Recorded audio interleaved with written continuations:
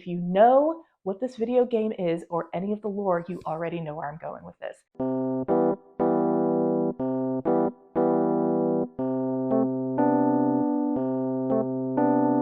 Hello everyone, and welcome back to my channel, Just Another Struggling Writer, the beleaguered author's one-stop shop for commiseration and hopefully inspiration. My name is Carrie Scher, and I am just another struggling writer. Today I want to talk about writing and the nature of ideas and how we as writers can make our stories stand out. If you're not on Twitter, you're probably smart because a couple weeks ago, a new drama unfolded right on the heels of the Kate Corain kerfuffle. And this one sure was a doozy. It involved a writer who accused another writer, this one a writer of color, of stealing her ideas, more or less, and accusing her of copyright infringement, even though the book that she claimed was infringed was never even published. She then went on to accuse this writer and her agent and the agency itself of hacking her and stealing the unfinished, unpublished manuscript and then reworking it for her own novel. It was a big hullabaloo.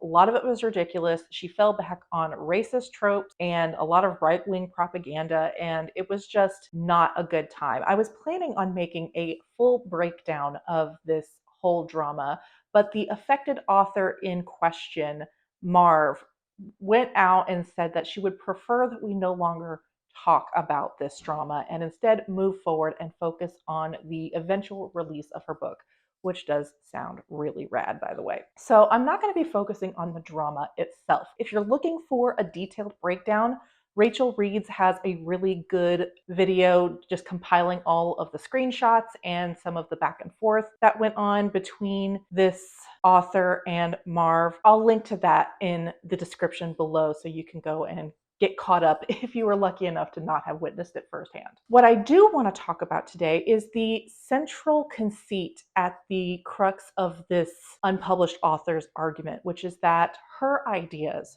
were stolen. And she named a particular power or ability that her main character has that Marv's character also had. But the thing is it's not a unique ability at all. People flooded the comments talking about comic books and other sort of media and literature dating back hundreds of years featuring this sort of power. Legends and, particular cultural myths feature this particular power. The author in question did not listen, in fact, doubled down, tripled down, quadrupled down, said that there was more in common with her work and Marv's work than just the power in question. And she refused to accept that this idea that she had isn't new, isn't unique, isn't something that she herself came up with. And that's what I want to talk about. The origin of ideas and the fact that no matter how hard you try, no matter how unique you think your idea is, no matter how much time and energy and effort you have put into this idea to make it grow, no matter how much it feels like yours, truly nothing is original in fiction. I'm going to tell you a little story that really illustrates this, and this is me personally. I developed an idea over the course of about a decade, a universe that was going to encompass several books. But the central idea of this universe was that the different planets or planes that these stories would occur on existed in the same sort of bubble, and as they were orbiting around, they could actually pass through one another. And when they passed through each other, things from one world could cross over into the next world, things of that nature. Then there were other secondary ideas about what would happen if all of the spheres aligned at the same time, and that would maybe create a new sphere or X, Y, and Z. And I had probably 4 or 5 different novel ideas based on this central concept. Flash forward 5, 6, 7, 8 years since I worked on this central premise. It's on the shelf. I false started on writing the very first novel in that idea set several times in my 20s, and I put it on the shelf to kind of percolate, and I plan on getting back to it. And of course, over the years, it's fallen further and further down the list, but I always intended to write that novel. Flash forward to 2021. My partner has just gotten over COVID, and in his quarantine, he watched a very popular Netflix show that was based on a video game.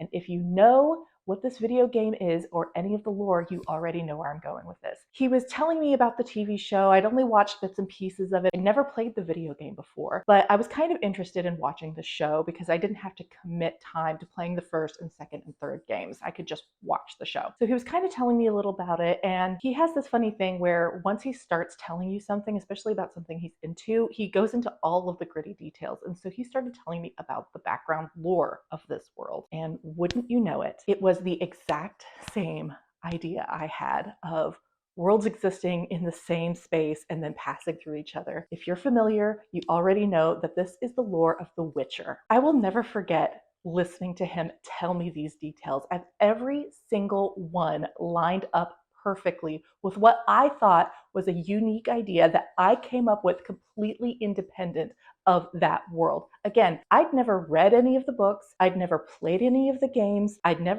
caught bits and pieces of the show, but not enough to give me that information. And besides, that came out way later after I had already had that idea in my head. And I will never forget feeling my soul ooze out of my body as complete panic and just terror and shock and just disappointment just flooded through me. He stopped talking midway through this whole spiel and he was like, "Hey, what's up?" And I was like, "You just described the entire premise of all of the books that I had planned on writing." And wouldn't you know it, that's just the way that it is, because truly, even something as specific as that is not a unique idea. I didn't plagiarize The Witcher, partially because I haven't written any books yet, but I didn't steal those ideas from The Witcher. I didn't think that's a really great idea, I'm going to carbon copy that onto my world. It just happened that it's a really cool idea. And you know what? I'm sure there are other books out there, fantasy, sci-fi, speculative, that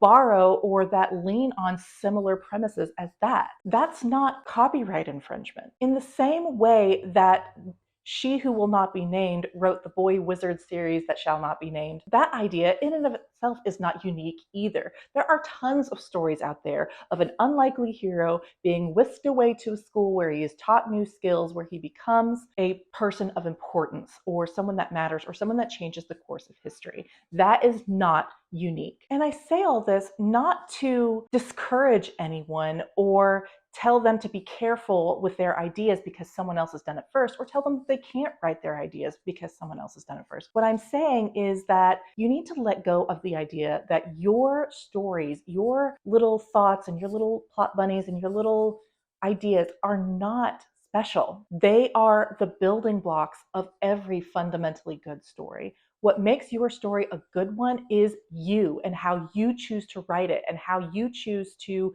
navigate these different building blocks and how you choose to rearrange them and subvert expectations and write your ass off in flowery prose or something that's more to the point. All of that is unique to you. That is what's going to make those tried and true tropes, those ideas that we've seen before, even those niche ones like my idea in The Witcher, feel worthwhile as readers to read. And you know what? I'm still planning on writing those books in that universe. I'll probably tweak a few things to make sure that it's not identical to The Witcher like it really was, but I am still planning on using that central conceit, that central idea, that central premise that worlds can exist within the same sphere and sometimes cross over, and then there's sometimes be a bleeding of reality there. I'm still going to write those books. You know why? Because Andrzej, whatever his name is, the author of The Witcher, didn't come up with that idea either. And so I am begging authors everywhere, new authors, aspiring authors, authors with agents, published authors, and old authors alike, please let go of your own insecurity about your ideas. Let go of that need to control, that need to be the one who came up with it. Because truthfully, you didn't. There are thousands, hundreds of thousands, millions of books out there, and you better believe that someone else wrote the exact same thing you did before you. What makes it unique is your voice and your spin on the thing. And it's not something to feel defensive about either. Think about how many Sarah J. Maas clones are out there right now on the market and are thriving. Readers look for books with similar tropes and themes and building blocks as books they already like. We talked about this before with Kate Corain. Other authors are not your competition. They are the gateway drug to your books. And that is still true even in this discussion. Ideas don't belong to you. They don't belong to other authors. They don't belong to a collection.